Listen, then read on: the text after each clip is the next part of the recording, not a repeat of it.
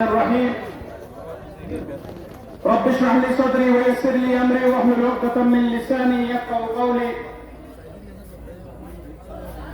3 নং Phulbari union BNP কর্তৃক আয়োজিত আজকের এই ইফতার মাহফিল এবং আলোচনা সভার সম্মানিত সভাপতি আমার বাবার আস্থাভাজন আমার অভিভাবক জনাব আতাউর রহমান আতা, প্রধান অতিথি হিসাবে উপস্থিত কাউন্সিলের তৃণমূলের প্রত্যক্ষ ভোটে নির্বাচিত সাধারণ সম্পাদক জনাব ইমরান আহমদ চৌধুরী, উপস্থিত আমার সুখের দুঃখের বন্ধু জননেতা জনাব ইসাক সরকার, উপস্থিত জেলা কমিটির নেতৃবৃন্দ এবং আমার সামনে বসা এলাকার মুরব্বিয়ান এবং তরুণ সমাজ, আসসালামু আলাইকুম ওয়া রাহমাতুল্লাহি ওয়া বারাকাতুহু। আমি শ্রদ্ধার সাথে প্রথমে স্মরণ করি আমার বাবা অ্যাডভোকেট মৌলানা রশিদ আহমদ সাহেবকে। এই উঠোনে শত শত মিটিং এবং শত শত আয়োজন এরকম দেখেছে।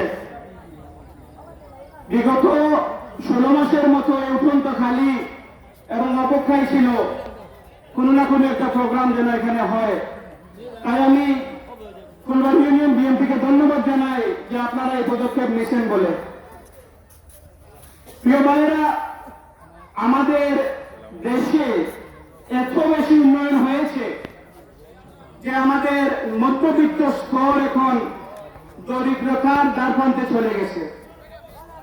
আমরা যখন এখন প্রাণ বাঁধি, আমরা প্রাণ মধ্যবিত্ত পরিবারকেও দিতে হয়। এত উন্নয়ন বাংলাদেশে হয়েছে। এখন লেবুর হালি 200 টাকার মতো, যারা দিনমজুর 500, 600, 700 টাকা রুজি করে প্রথম লেবুর রস দিয়েই আমার মনে হয় গলাকে ভিজাতে হয়। এর বাইরে আর অন্য কোনো বিকল্প পথ নাই। শুধু লেবু না, পেট্রোল, গ্যাস, বিদ্যুৎ সবকিছুর অবস্থা এমন যে এখন দেশে একটি দুর্ভিক্ষ চলতেছে। আমাদের সামনে বিকল্প পথ কোনটি? একটা হলো পত্রপত্রিকায় মাঝে মধ্যে দেখি হারাম পথ, যেটা আত্মহত্যা করা, কারণ তারা আর কিছু করতেছে না, ওই সপরিবারে আত্মহত্যা করতেছে। আর দ্বিতীয় বিকল্প পথ হলো আমাদের তারেক রহমান সাহেবের ডাকে সাড়া দিয়ে ঐক্যবদ্ধ হয়ে একটি আন্দোলন করা। আমাদের দেশের বিকল্প পথ শুধু একটাই, আন্দোলন, আন্দোলন এবং আন্দোলন।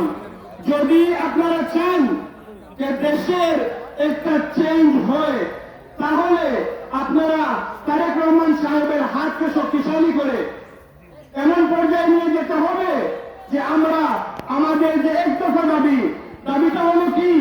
তত্ত্বাবধায়ক সরকার, নিরপেক্ষ তত্ত্বাবধায়ক সরকারের অধীনে নির্বাচন। এটা হলেই ইনশাআল্লাহ বাংলাদেশের পরিস্থিতি বদলাবে। তারেক রহমান সাহেব লন্ডনে একটি বক্তৃতা দিয়েছিলেন, তখন বলেছেন কি? আমি সরকারও যেতে চাই না, আমি চাই কি? আমি চাই আপনারা আমার হাতকে শক্তিশালী করবেন এবং আমার মাধ্যমে আমরা একটি নিরপেক্ষ নির্বাচন আপনাদেরকে উপহার দিব এবং তখন আপনি যাকে ইচ্ছা তাকে ভোট দিতে পারবেন, কোনো অসুবিধা নাই। আমরা চাই একটা নিরপেক্ষ সরকার, যে সরকারের অধীনে আমাদের যে বাংলাদেশের জনগণের যে চাওয়া যে পাওয়া সেগুলো প্রতিফলন ঘটে। ধন্যবাদ। আসসালামু আলাইকুম ওয়া রাহমাতুল্লাহি ওয়া বারাকাতুহু।